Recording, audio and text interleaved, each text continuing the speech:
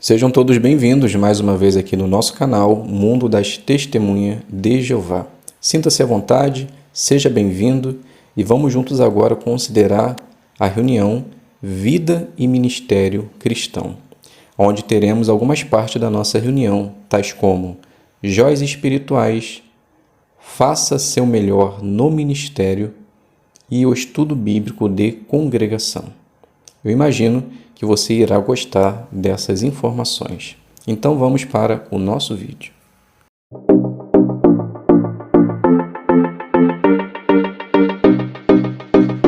Então vamos para o nosso vídeo. Vamos fazer a primeira pergunta da nossa apostila, que está baseada no livro de 2 Reis 19:37, que diz assim: E, quando ele estava se curvando na casa de Nisroque, seu deus, Adrameleque e Sarezer, seus próprios filhos, o mataram à espada e fugiram para a terra de Ararat. E Esar-Adom, seu filho, tornou-se rei no seu lugar.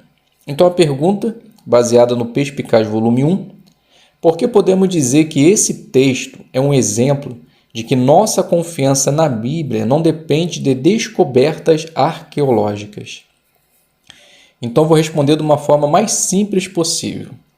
Porque um achado arqueológico disse que apenas um filho havia matado Nisroque.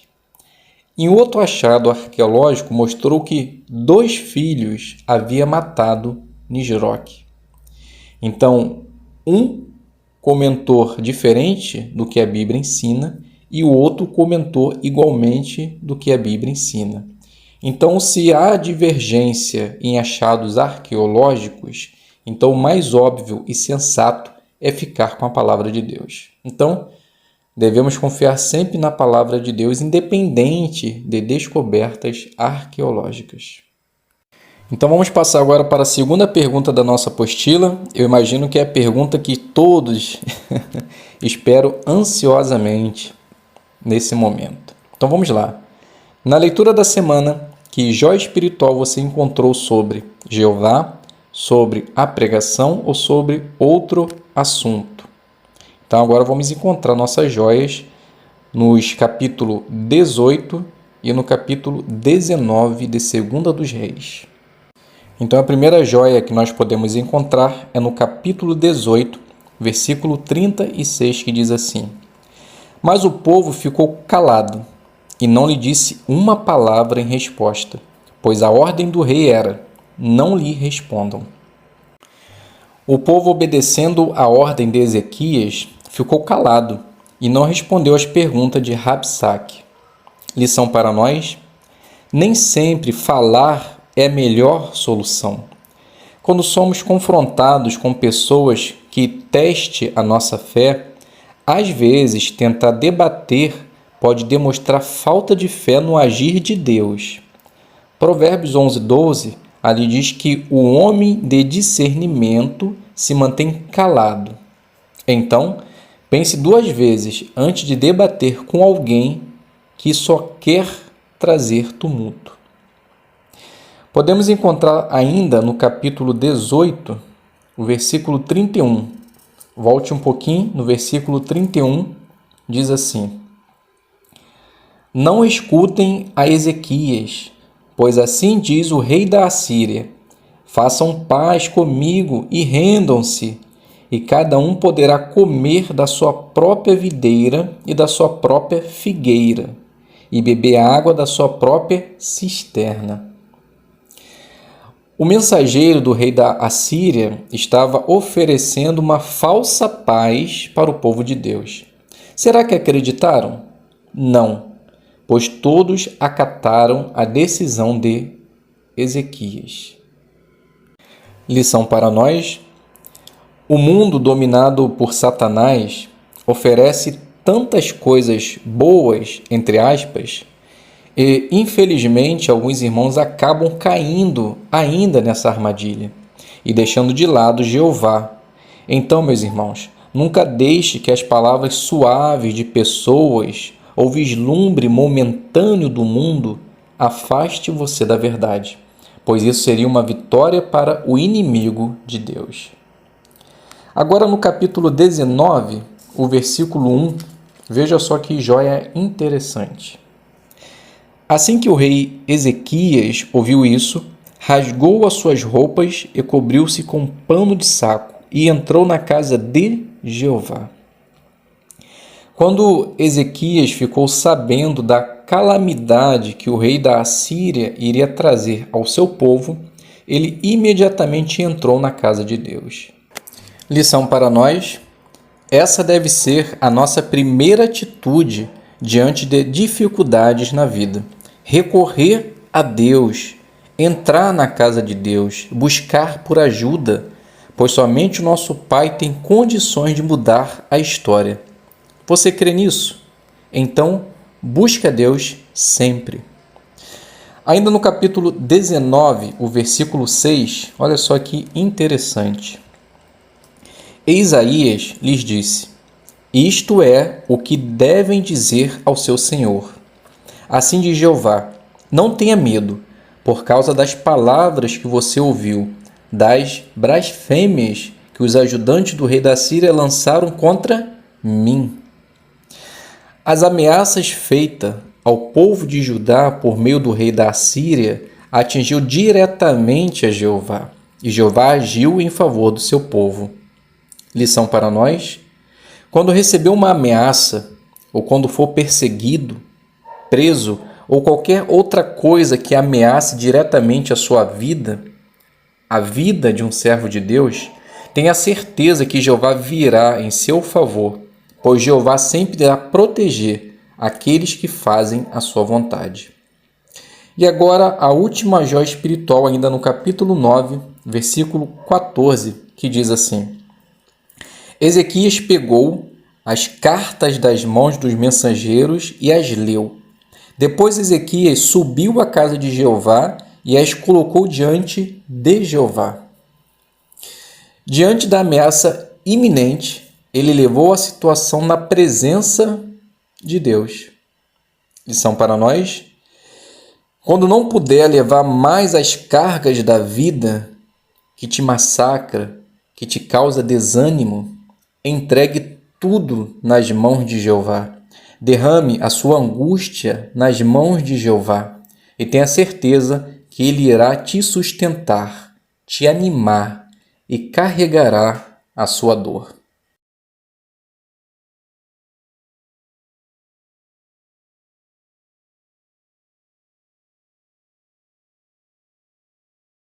Então a primeira conversa na nossa apostila, ela diz assim: use o assunto da primeira conversa que aparece na seção Conversas sobre a Bíblia, convide a pessoa para uma reunião e use o vídeo, o que acontece em um salão do reino, sem mostrar durante a parte.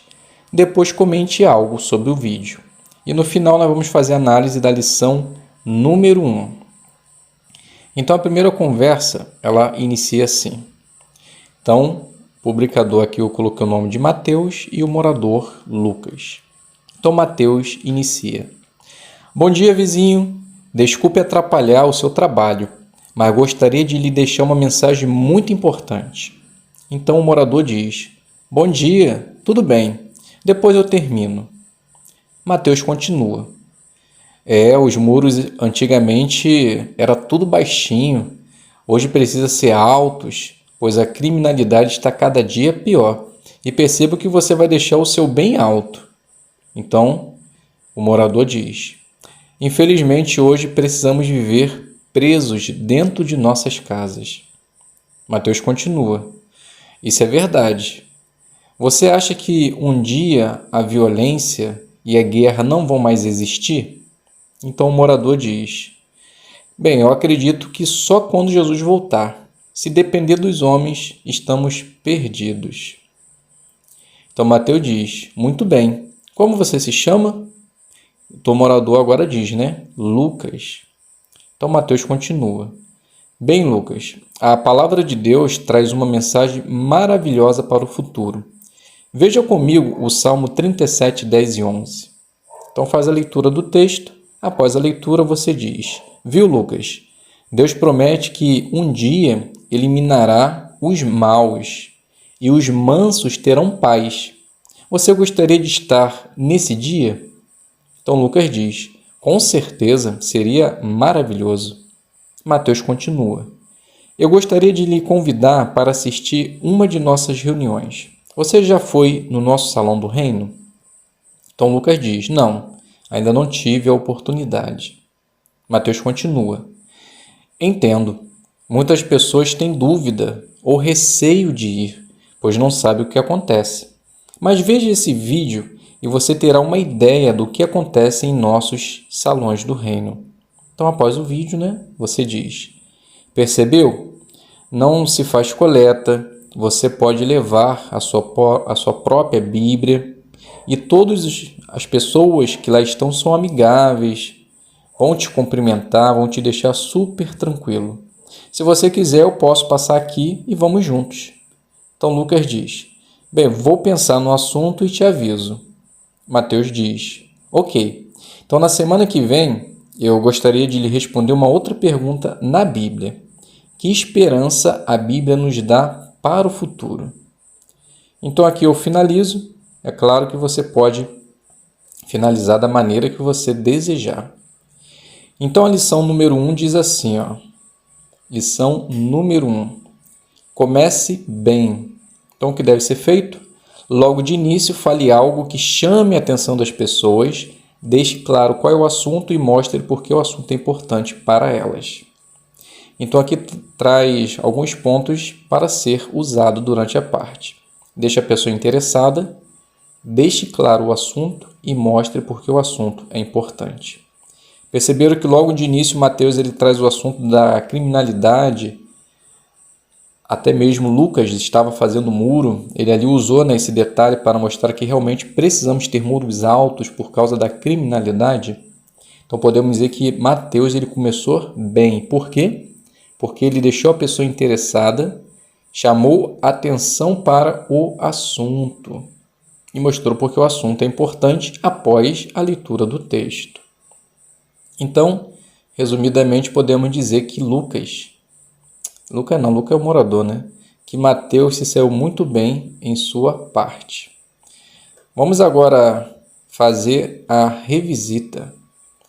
E a revisita na nossa apostila, ela diz assim, use o assunto da revisita que aparece na seção Conversas sobre a Bíblia. Fale para a pessoa sobre o nosso curso grátis da Bíblia. Depois, deixe o cartão de visita sobre o nosso curso bíblico. E no final, iremos fazer a análise da lição número 2. Então, Mateus ele inicia. Boa tarde, Lucas. Tudo bem? Então, Lucas diz. Boa tarde, Mateus. Tudo na paz. Olha, já consegui terminar o muro. Então Mateus diz, que bom, um pouco mais de segurança, pelo menos. Vamos considerar um pouquinho a palavra de Deus? Lucas diz, vamos sim, já trouxe até a minha. Mateus diz, ótimo. Hoje nós iremos responder a pergunta deixada na semana passada. Que esperança a Bíblia nos dá para o futuro? Você pensou na pergunta durante essa semana? Então Lucas diz, sim, e muito. Todos nós desejamos viver com tranquilidade e ter um bom lugar para a família morar. Imagino eu que Deus tenha algo guardado para nós. Então Mateus diz, sim, e tem. Veja só na Bíblia o livro de Apocalipse 21, versículo 3 e 4. Então após a leitura, você diz, Lucas, o que você achou do texto? Então Lucas pode dizer, bem, confesso que nunca tinha lido isso na Bíblia, nunca tinha ouvido, mas confesso que dá alegria em saber que não haverá mais morte. Então quer dizer que viveremos para sempre? Mateus diz, essa é a ideia do texto. Quando Deus estiver no controle de tudo novamente, Ele trará uma abundância de bênçãos para nós, acabando com tudo que nos faz sofrer. Você já parou para pensar o que precisamos fazer, então, hoje, para poder usufruir dessas bênçãos? Então, Lucas diz, bem, sim, precisamos fazer a vontade de Deus. Não tem outro caminho. Então, Mateus diz, muito bem, nós damos, Lucas, estudo da Bíblia gratuito.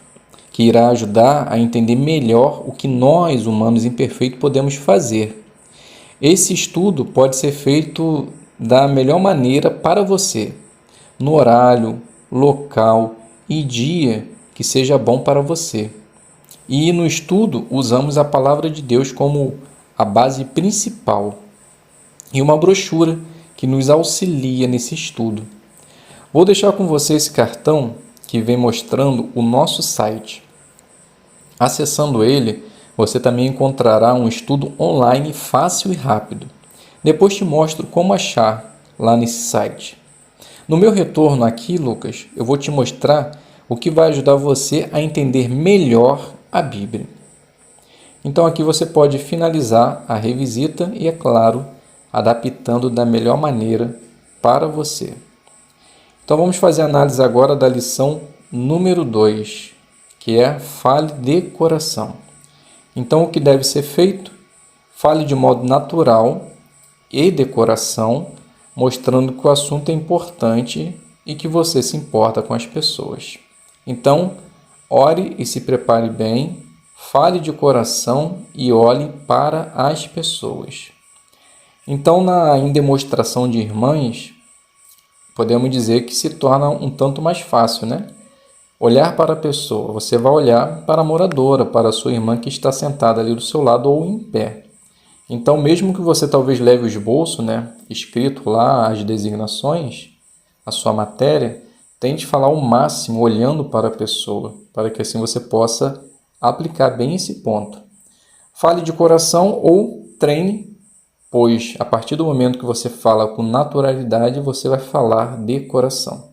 E podemos dizer que nessa demonstração, Mateus, do início ao fim, ele falou com certeza de coração. Então podemos dizer que ele foi muito bem em sua designação. Vamos agora fazer o discurso, que está baseado na Sentinela, 11/20, página 15, parágrafo 14. O tema: ore pelos que sofrem perseguição. O que podemos pedir em nossas orações? E no final desse discurso, vamos fazer a análise da lição 14. Então o discurso se inicia assim: quando passamos por situações adversas na vida, a primeira coisa que pensamos e sentimos é que estamos abandonados, pois deixamos de nos concentrar nas pessoas e só focamos no problema. Isso acontece naturalmente, mas lembre-se o que aconteceu com o apóstolo Paulo. Em meio às suas prisões e viagens de julgamento, ele nunca esteve só. Tinha a ajuda de Deus, dos anjos, de seus irmãos espalhados pelo mundo e, quando necessário para manter a sua integridade física, ele contava com a ajuda dos poderes políticos da época. O que isso nos ensina? Que mesmo preso, perseguido ou em situações complicadas, os nossos irmãos e Jeová sempre estará nos ajudando. E nós? O que podemos fazer para ajudar nossos irmãos? Numa situação dessas, a primeira coisa a se fazer é o que está descrito no livro de 1 Timóteo, capítulo 2, versículo 1 e 2, que diz assim: portanto, em primeiro lugar, recomendo fortemente que se façam súplicas, orações, intercessões e agradecimentos com respeito a todo tipo de pessoas, com respeito a reis e a todos os que estão em altos postos, a fim de que continuemos a levar uma vida calma e sossegada, com plena devoção a Deus e seriedade. Podemos orar para que os poderes políticos tomem decisões que vão facilitar a vida de nossos irmãos e que eles possam ter tranquilidade para fazer a vontade de Jeová. Alguns anos atrás, as testemunhas de Jeová em todo o mundo foi orientada a escrever cartas para que pudesse mandar para as autoridades da Rússia para que nossos irmãos pudessem ter um julgamento justo e liberdade religiosa. E vimos em experiência própria que isso fortaleceu de fato os nossos irmãos. Outra forma de ajudar nossos irmãos em oração é o que diz o livro de Atos, capítulo 12, versículo 5, que diz assim: de modo que Pedro ficou detido na prisão, mas a congregação orava intensamente a Deus por ele.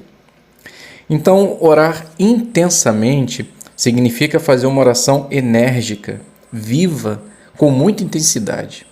Ou seja, direcionar com exclusividade as nossas orações a esses irmãos ao redor do mundo que estão passando por essas situações citadas, podendo até mesmo citar por nome. Além dessa ajuda direcionada para nossos irmãos, podemos pedir também que os poderes políticos, de alguma forma, facilite a vida de nossos irmãos. Pois assim como aconteceu no passado com Paulo, onde Júlio usou de humanidade, deixando até mesmo ele ser cuidado por seus irmãos. Pode ser que hoje aconteça da mesma forma. E hoje as nossas orações também podem ter esse poder. Você está disposto a ajudar seus irmãos? Não sabe como fazer? Somente ore, pois a oração do justo tem poder, e quando unidas, chega até o nosso Pai, Jeová, e Ele agirá em nosso favor. Ajude seus irmãos, pois em dado momento pode ser que nós precisemos dessa mesma ajuda. Que possamos então usar esse dom da oração em nosso favor e o de nossos irmãos. Então aqui chegamos ao fim do nosso discurso simples, mas baseado nas informações da apostila. Agora nós vamos fazer a análise do ponto, que é o ponto número 14. Chame atenção para os pontos principais. Então o que você deve fazer? Ajude as pessoas a acompanhar a sequência de ideias. Então, pense no seu objetivo, chame atenção para o tema e deixe claro quais são os pontos principais. Então, observaram que teve uma sequência de ideias em como cada oração específica poderia ajudar os seus irmãos? Percebeu também que algumas vezes era repetido o tema do discurso? Como podemos fazer orações para ajudar os nossos irmãos? E deixar claro os pontos principais, podemos dizer que foi fácil e claro que isso aconteceu. Não restou dúvida que esse discurso ele trouxe maneiras e forma de nós, mesmo distante, ajudar nossos irmãos por meio da oração. Então podemos dizer que o irmão orador, se saiu muito bem em sua parte. Espero que essas informações também possam lhe ajudar em sua designação.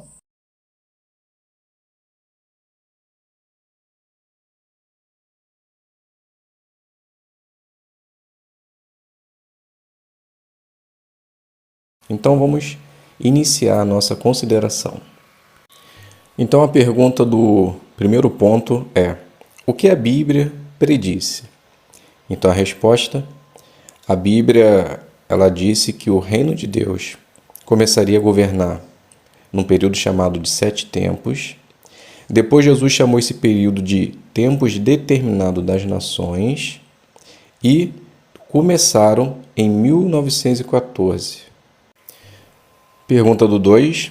O que tem acontecido no mundo desde 1914?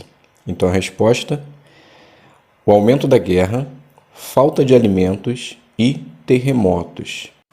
A Bíblia também predisse como as pessoas seriam nos últimos dias, causando para a humanidade vida difícil de suportar. Pergunta do 3. Por que o mundo está ficando cada vez pior desde que o reino de Deus começou a reinar ou a governar? Resposta: porque Jesus, quando começou a governar, ele lançou para baixo a terra, Satanás e seus anjos, conforme descrito em Apocalipse 12, 9 e 12. Aprenda mais.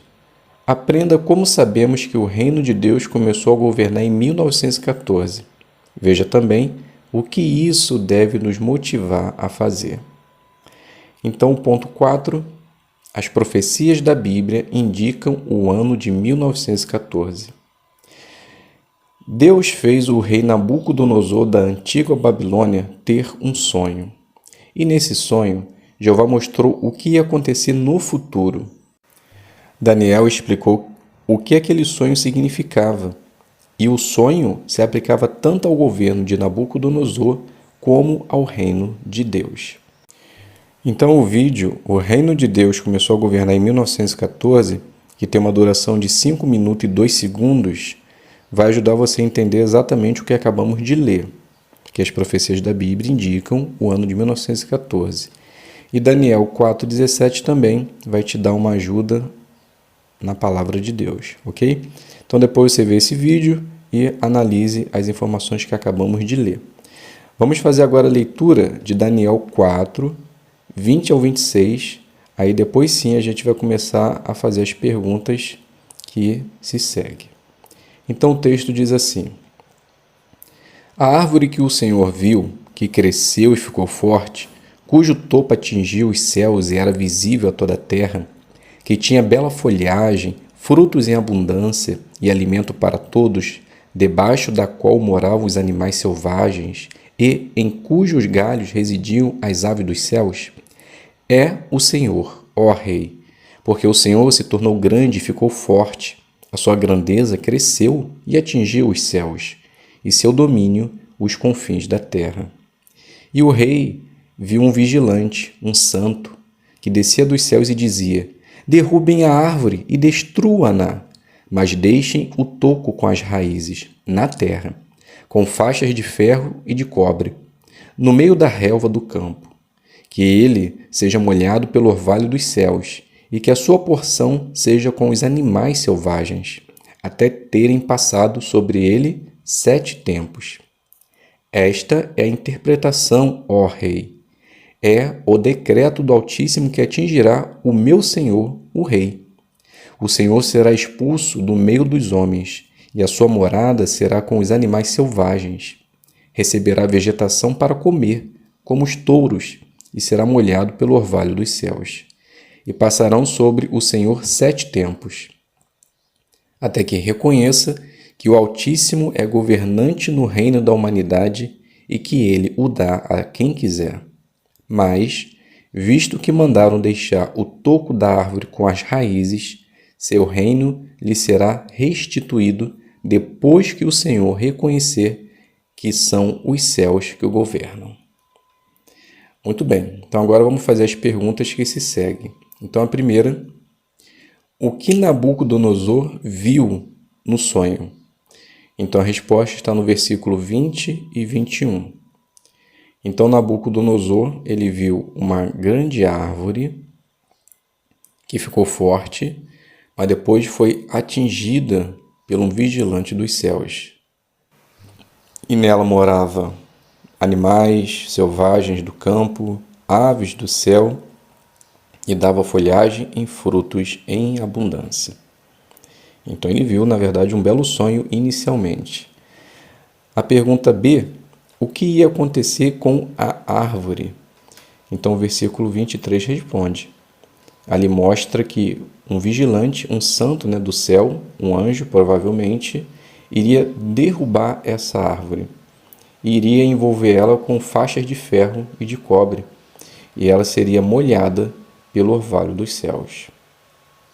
Pergunta parte C: o que ia acontecer no final dos 7 tempos?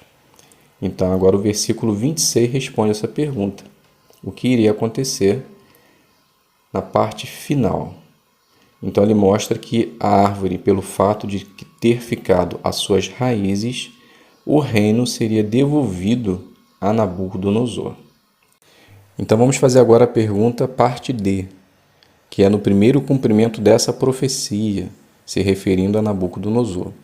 Então a pergunta: quem a árvore representava?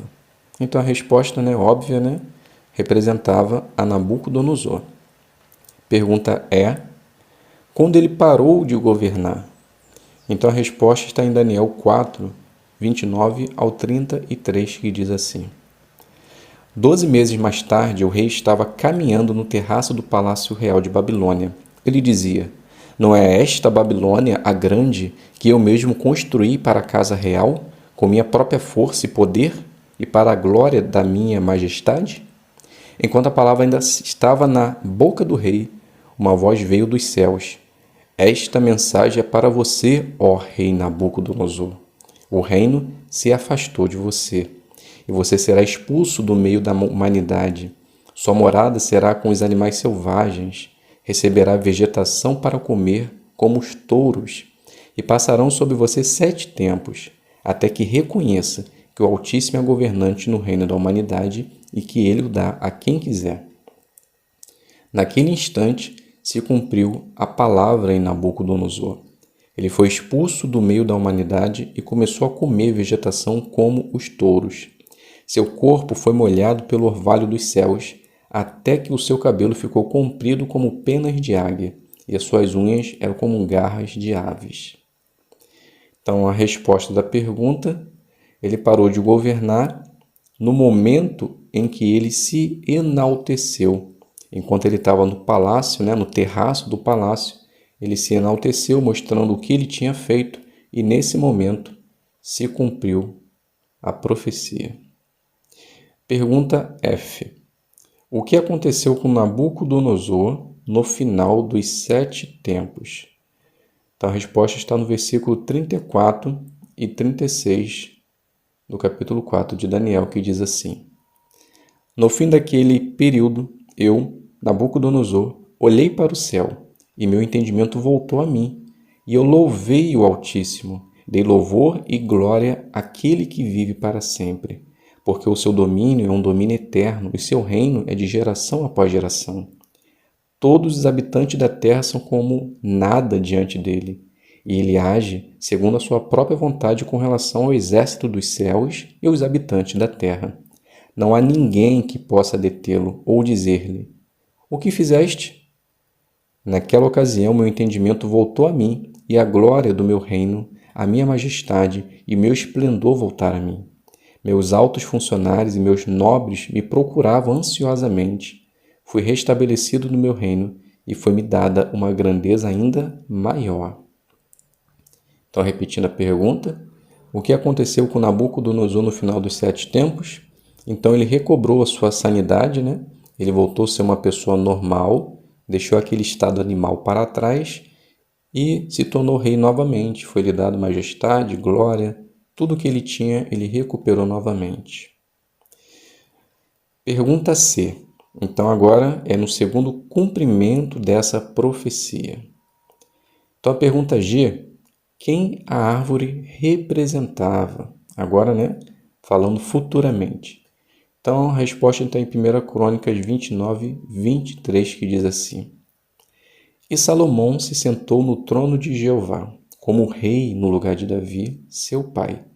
Ele foi bem-sucedido e todos os israelitas lhe obedeciam. Então, a pergunta: quem a árvore representava? Então, a resposta: a árvore estava representando reis, como Salomão e o rei Davi. Pergunta H. Quando eles pararam de governar, como sabemos que eles continuavam sem governar quando Jesus esteve na terra? Então, a resposta está em Lucas 21, 24, que diz: e eles cairão pelo fio da espada e serão levados cativos para todas as nações. E Jerusalém será pisada pelas nações até que se cumprirem os tempos determinados das nações. Então, a resposta: eles pararam de governar quando Jerusalém ela foi destruída e ficou sem ter reis para governar o povo por 2.520 anos. Pergunta aí: quando e onde esse governo voltou a governar? Então, a resposta: em 1914 e no céu. Meus queridos irmãos, chegamos ao fim dessa consideração. Foi bem rapidinha, Embora eu fui só com perguntas e respostas. É um estudo muito interessante, é uma profecia bem detalhada que requer um conhecimento apurado. Então, leia novamente, reflita na palavra de Deus, porque esse tema, às vezes, são questionamentos que nós temos no serviço de campo, na nossa atividade do dia a dia. Geralmente as pessoas que querem fazer com que haja, né, uma discordância na Bíblia, né, do que a gente ensina, então eles fazem perguntas que a gente às vezes não tem a resposta. Então estudem mais esse tema. Eu anteriormente havia prometido, né, fazer um vídeo explicando sobre essa data, mas infelizmente devido à correria do dia a dia eu acabei não fazendo. Eu fiz da profecia das 69 semanas, né, tem um vídeo explicando sobre ela, depois eu posso até deixar o link aqui na descrição e também no final do vídeo você aperta e vê sobre as 69 semanas. Assim que eu tiver um tempo mais tranquilo, eu vou fazer sobre a data de 1914. Como a gente pode chegar a essa data através da palavra de Deus, assim como o escravo fiel e prudente nos ensina, ok? Então, aguarde, com certeza eu vou preparar esse vídeo para vocês. Então, tenham todos um bom dia, um bom final de semana e até um próximo vídeo, se Deus quiser.